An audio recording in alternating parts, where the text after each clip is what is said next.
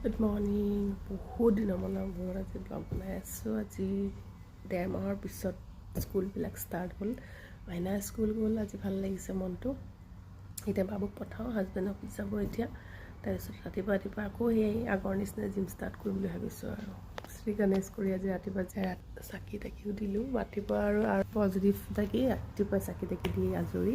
ৰাতিপুৱা চাকি দিল দিনটোৰ কাৰণে মনটো বহুত ভাল লাগে। বাবুক স্কুল এতিয়া আহি আছোঁ ঘৰত।